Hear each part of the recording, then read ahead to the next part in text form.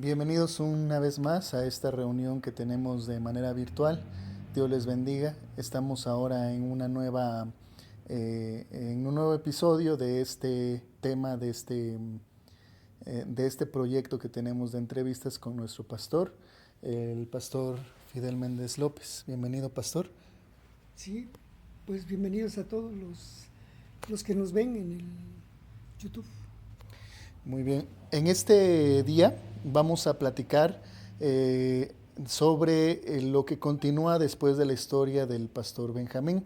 Esto con el propósito de que ustedes vayan conociendo las bases que tiene nuestro movimiento. Precisamente, pastor, en este día quiero platicar con usted, que usted nos comente. Ya hemos visto cómo surgió la Iglesia Príncipe de Paz Sí, con el ministerio del pastor Benjamín. Eh, Ahora lo que quiero saber, lo que queremos nosotros comentar, es qué es lo que nos enseñó el pastor Benjamín, qué es lo que todavía queda con nosotros, lo que todavía nosotros seguimos practicando y pretendemos pasar a las siguientes generaciones. bueno, es importante que sepan ustedes que este movimiento lo inició este pastor, amado nuestro, con el propio ejemplo de su vida. Él, cuando llegó al ministerio que Dios le dio, porque Dios se lo dio, él perdió todo, todo lo perdió. De manera que llegó a estar en una pobreza grande, terrible, con un montón de chamaquitos que mantener. Fue una prueba de fuego la que pasó él. Pero en medio de esa circunstancia podemos ver que en esa pobreza tan extrema Dios se manifestó. Mira, te voy a poner un ejemplo. Al pastor Benjamín, cuando se convirtió, era tan conocido en el medio del oro, de la plata, era tan conocido en Oaxaca que fue una sorpresa para todos, se regó en todos, que Benjamín se había convertido en un protestante.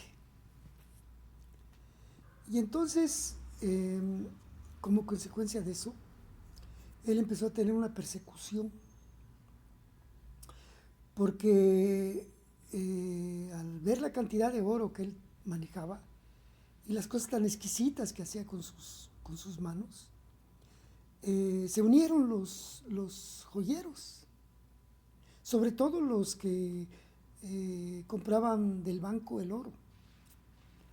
Y entonces se unieron y se propusieron a no comprarle y tampoco a venderle, ni le compraban sus piezas, ni se las vendían.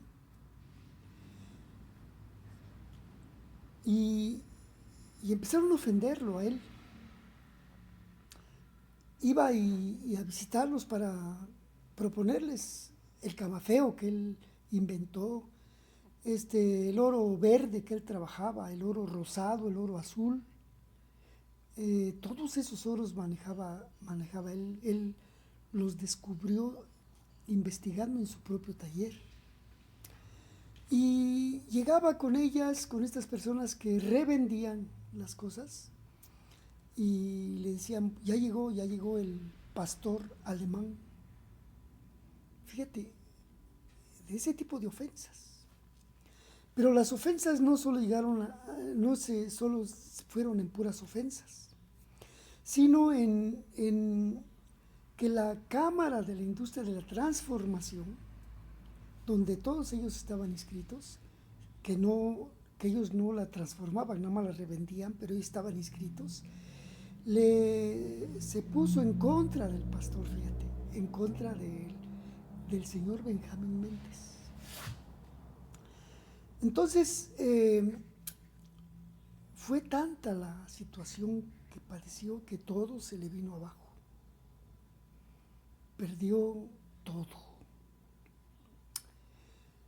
Y estuvo en una situación tan grave de pobreza que cualquiera hubiera renunciado. El ejemplo que te quería poner era este. En cierta ocasión estaba el pastor, fue a venderle y le compraron unos aretes. Y entonces le dijeron, Benjamín, yo quiero que me hagas media docena de estos aretes. ¿Me los haces? Sí, sí. Doña Rebe. No voy a decir nombres para no ofender, solo el Señor sabe, pero decíamos Doña Rebe. Entonces llegó a la casa el pastor, compró el oro que iba a usar y llegando a la casa le dijo a mi hermano el mayor, le dijo, hijo, vamos a trabajar este pedido y de aquí vamos a sacar unos centavitos. Sí, papá, compraron el oro. Cuando fue a comprar oro mi hermano, ¿a dónde lo vendía un señor llamado José? Le dieron más oro de más. Y entonces cuando llegó con mi papá y lo pesó, le dijo mi papá, mira, tiene 10 gramos más. Entonces le dijo mi papá, no, esto es lo que pagamos, Tato, devuélvele el oro al Señor. Cuando fue mi hermano a devolver el oro que se había equivocado este hombre, en lugar de decirle, gracias, dile a tu papá que gracias, ¿sabes qué le dijo? A mi hermano le dijo, dile a tu papá que agarre un mecate, que se lo enrolle en el cuello y que se cuelgue. El pastor estaba demostrando vivir la vida cristiana. Cuando siguieron trabajando, trabajó todo el día con mi hermano, el mayor.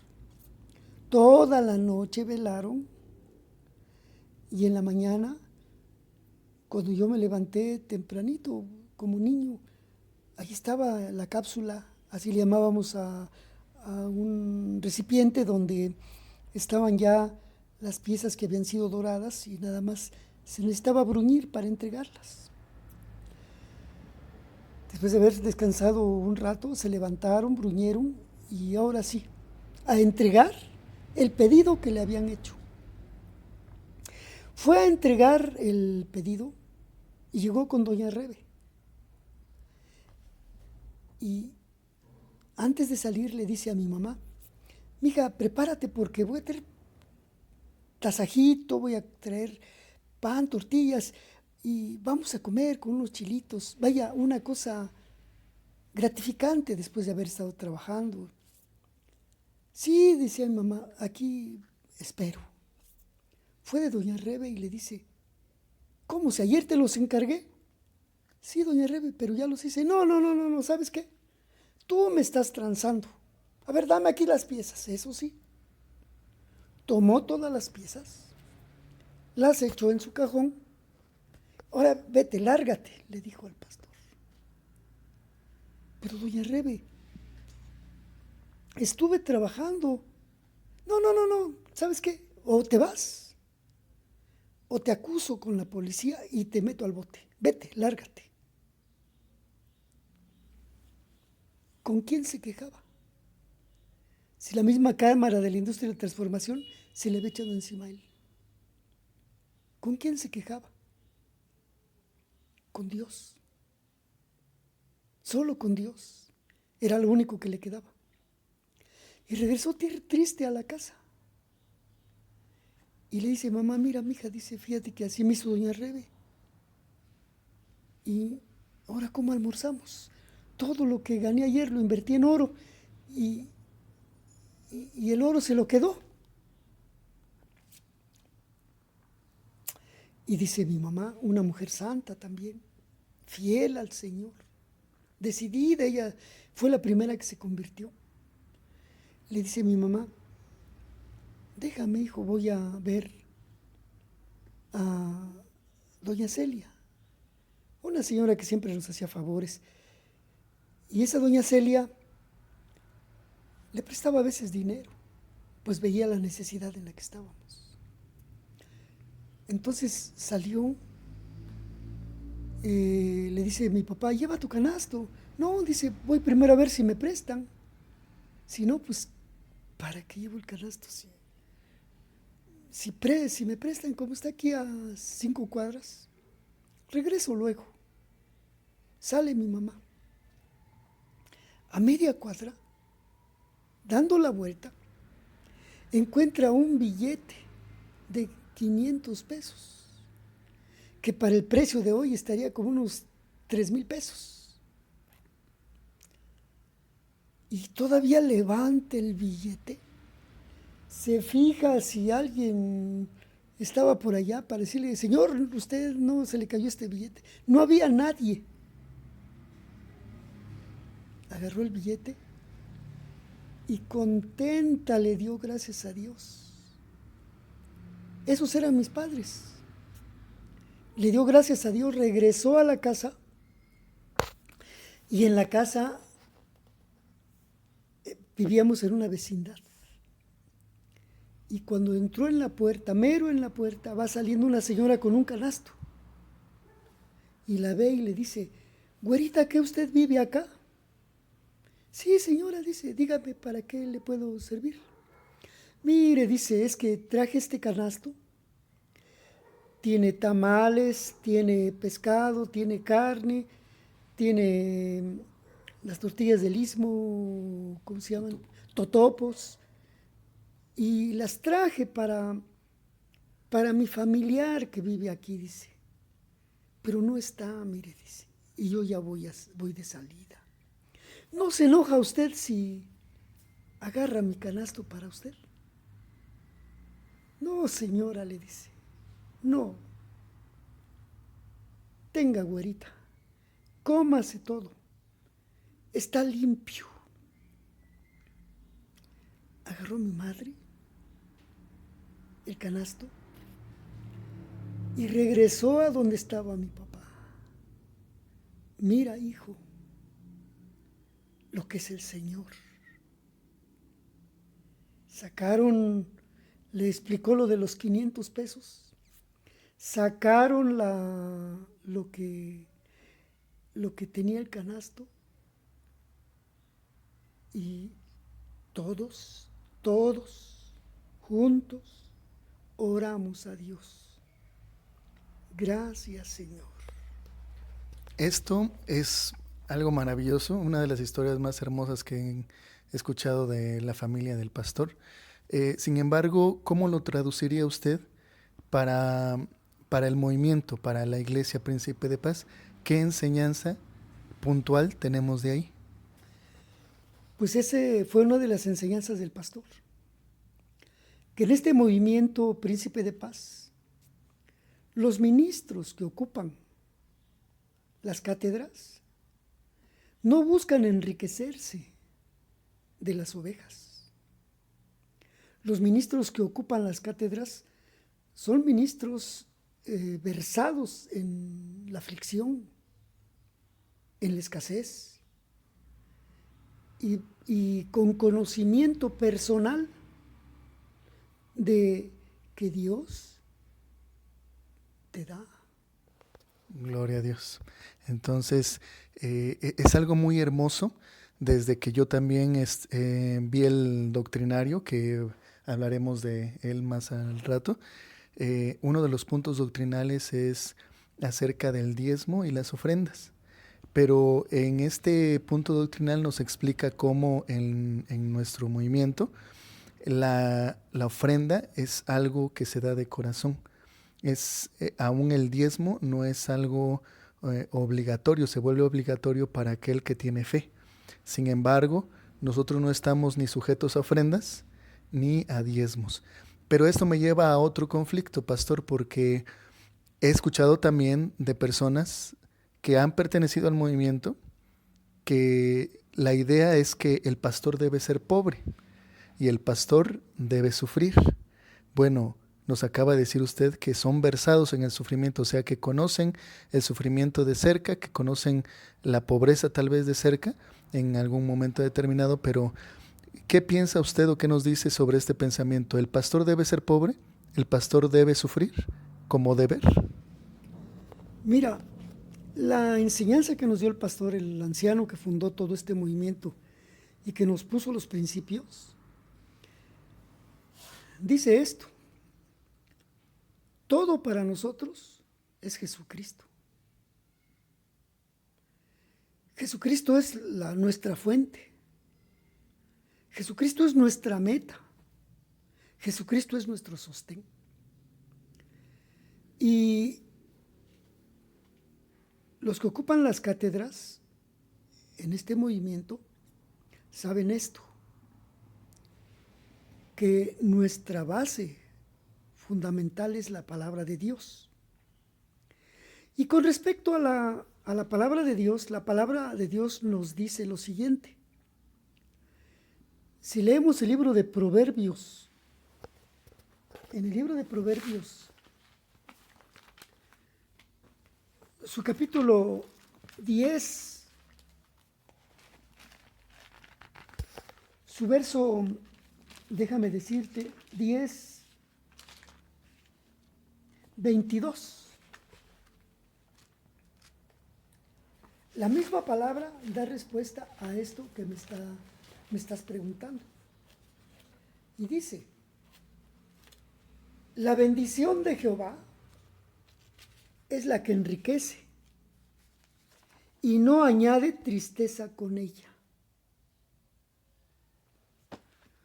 Por supuesto que nosotros, al estar en un movimiento, no vamos buscando al Señor por lo que nos da. Ese es el punto. Buscamos a Dios por lo que es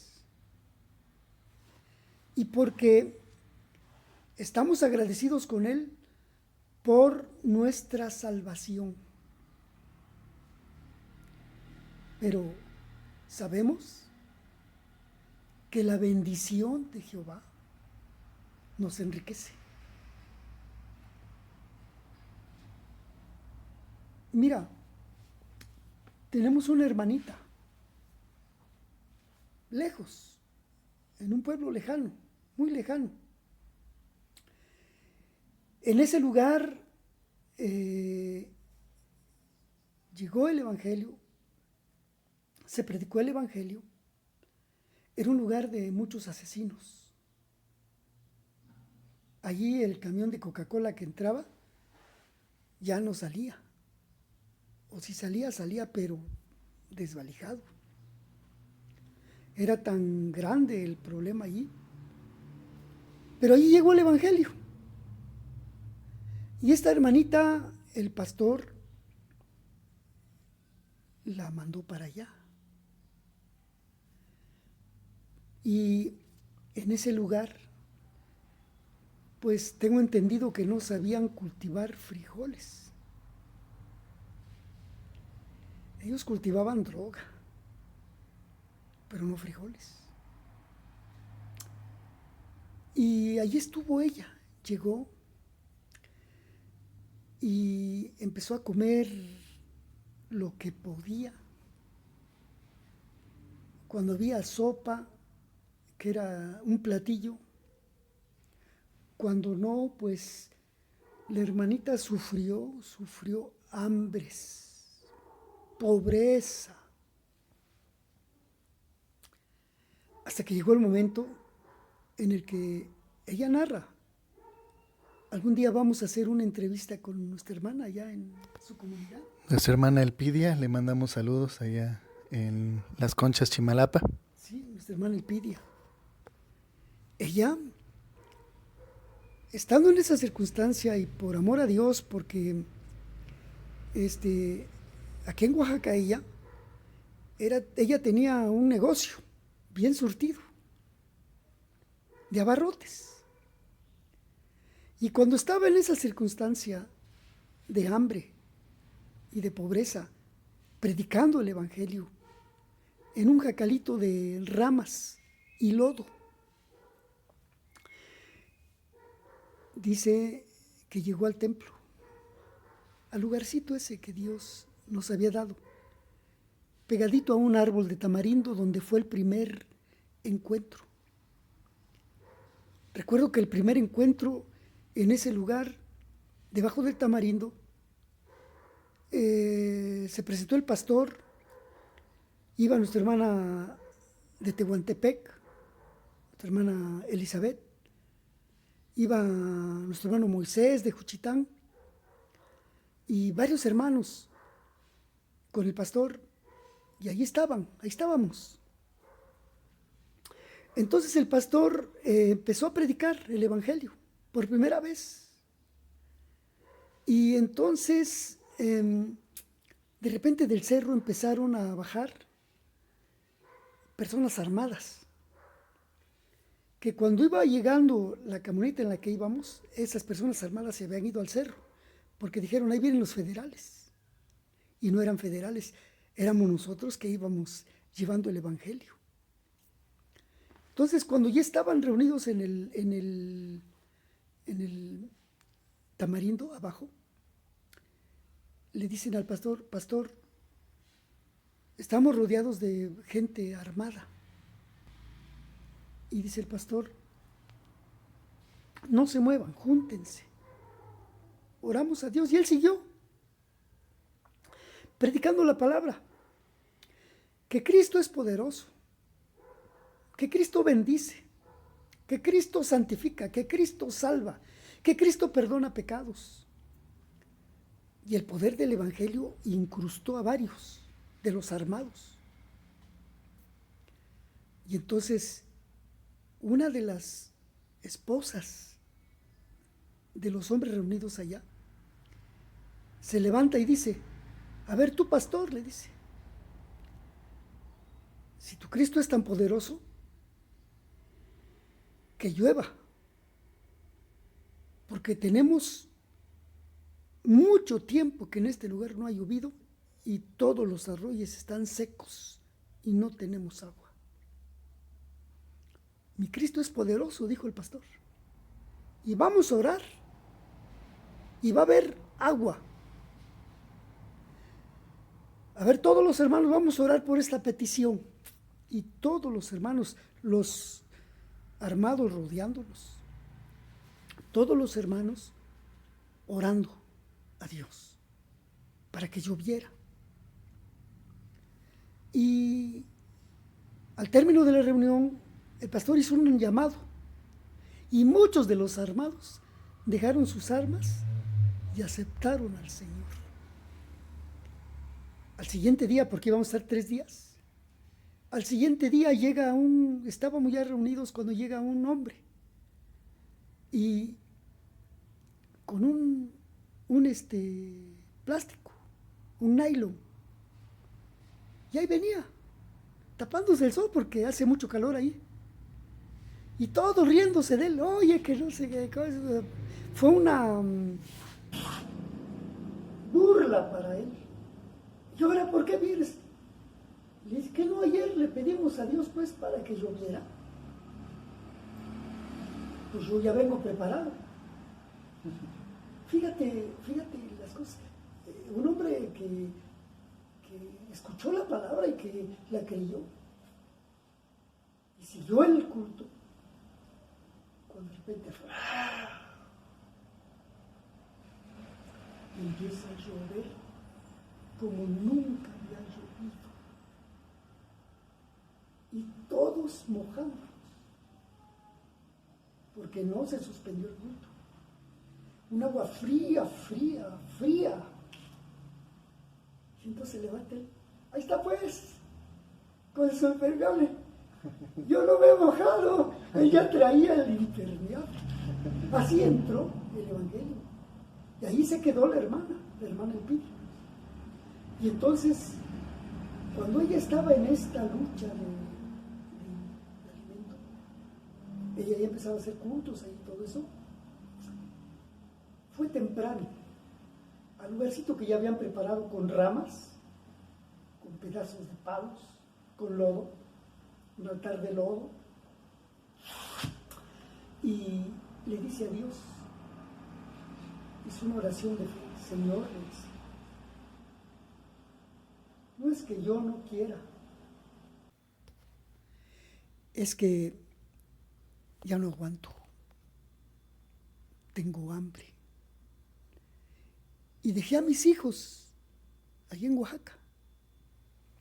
Señor, te vengo a decir que me voy a regresar.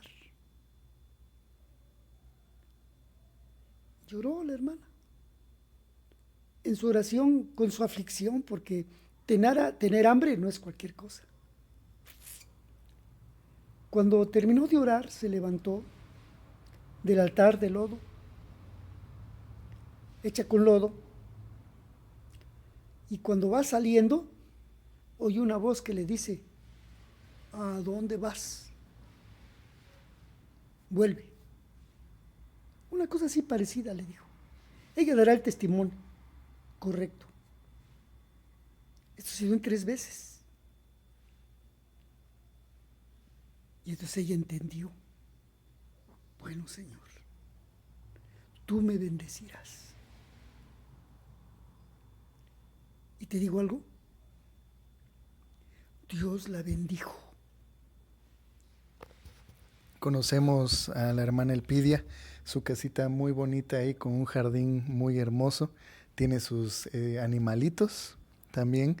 Lo más hermoso es que tiene a sus hijos, después de dejarlos chiquitos en su casa, ahora tiene a sus hijos con ella, tiene también a su nuera, a su yerno con ella, a su madre también ahí está con ella. Fíjese cómo bendice el Señor. Es la bendición de Proverbios 10:22. La bendición de Jehová no es nada más como muchos en forma tramposa dicen. Dios te va a poner un auto en la puerta de tu casa. Dios te va a quitar estas drogas, estas deudas. No, no, no, no, no. Esos ya son comerciantes de la fe. Nosotros creemos que Dios bendice. Y la bendición de Jehová primero es espiritual. ¿Qué le dijo al paralítico? Tus pecados te son perdonados. Primero. Es la bendición de Jehová, primero te salva. Y después le dice, toma tu lecho. Después te sana. Y si sigues, te encumbra. Porque dice la bendición, serás bendito en tu entrada y serás bendito en tu salida. Gloria a Dios. Esa es nuestra fe con respecto a este punto. Pero hacemos un voto de humildad delante de Dios. Y en esta humildad, en las cátedras de los pastores, príncipe de paz, no está la prosperidad como punto básico. Es secundaria. Es anexo a la fe. A la salvación. A la salvación. Muy bien. Entonces tenemos como uno de los de la herencia que tenemos del pastor es saber que en el mundo tendremos aflicción, hablando bíblicamente, pero que confiemos que Dios ha vencido al mundo. Así es. Muy bien.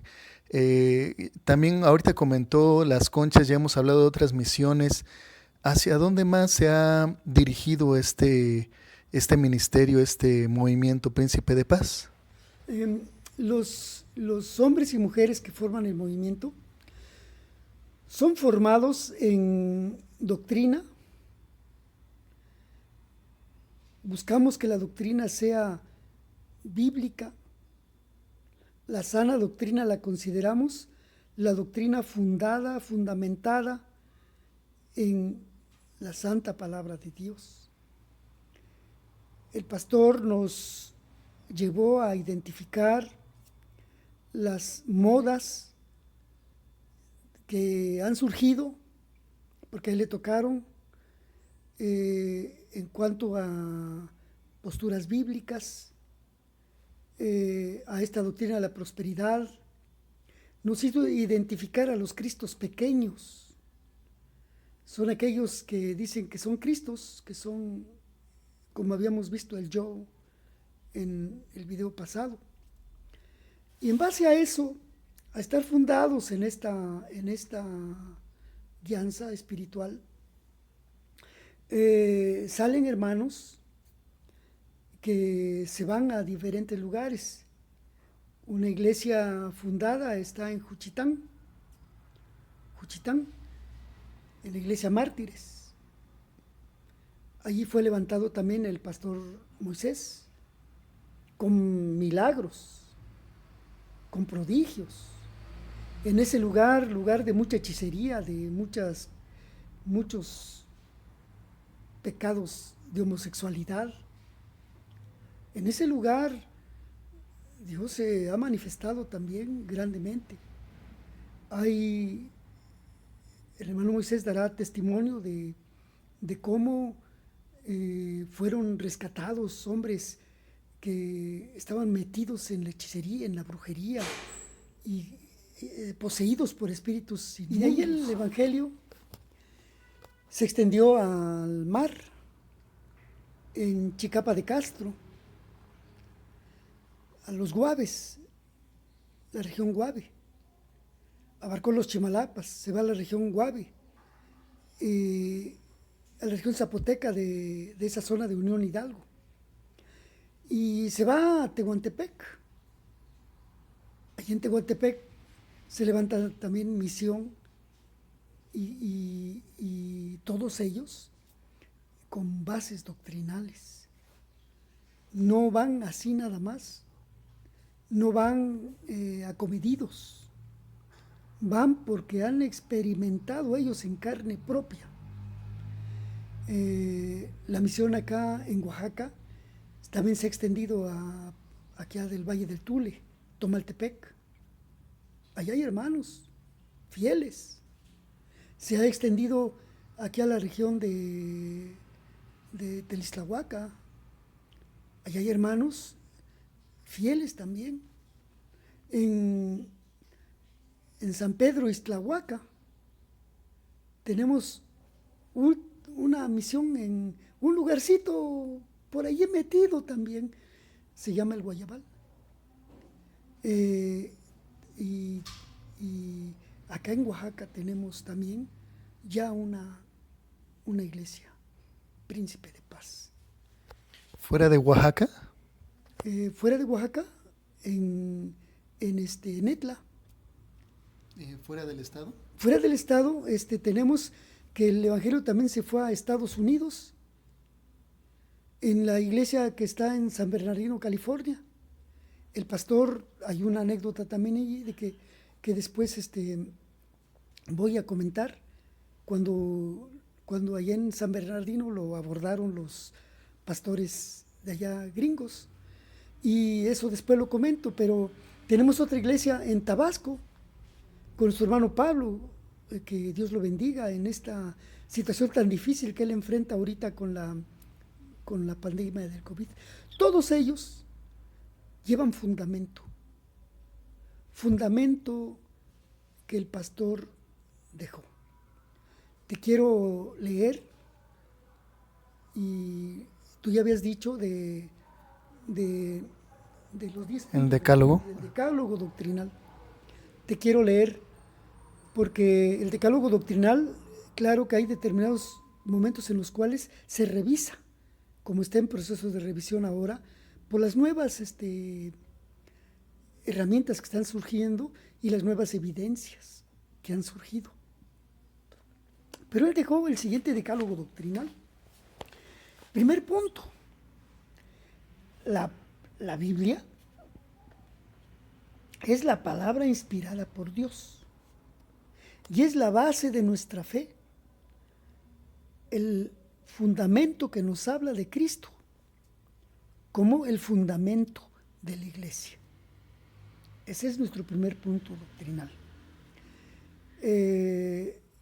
cada punto doctrinal tiene citas bíblicas, pero después las daremos. Sí, vamos a leer los puntos del decálogo y en la próxima entrevista estaremos revisando con citas y cada uno de ellos. Sí, cómo no. El segundo punto doctrinal es: Dios es uno, manifestado en 3 personas. Es el segundo punto. Y también con un estudio en este punto, un estudio doctrinal. El tercer punto es: Jesucristo es nuestro único y suficiente Salvador. El cuarto punto: Jesucristo es nuestro santificador. El quinto punto: Jesucristo es nuestro bautizador en Espíritu Santo y fuego. El sexto punto: Jesucristo es nuestro médico divino. Esta iglesia, si te das cuenta, apareció con muchas señales de sanidades. El séptimo punto: Jesucristo es el supremo gobernante de la iglesia. El octavo punto: los miembros que formen la iglesia deberán estar siempre sujetos a sus pastores. El noveno punto: todo creyente debe contribuir en su iglesia con diezmos y ofrendas. Este es un punto muy rebatido y toca muchos aspectos donde esto ya no es bíblico, y eso lo veremos cuando demos la explicación. Lo veremos si es actual o no es actual, que ya no es bíblico. Hay muchas cosas. Y el 10º punto: Jesucristo murió por nuestros pecados en la cruz, resucitó al tercer día, ascendió al cielo y pronto vendrá por su iglesia. Ese es el 10º punto doctrinal. Como te repito, ninguno de estos puntos está huérfano. Todos tienen sustento bíblico. Muy bien, pastor. Pues también le agradecemos a nuestros hermanos que nos están viendo en este momento. Y pues hay muchas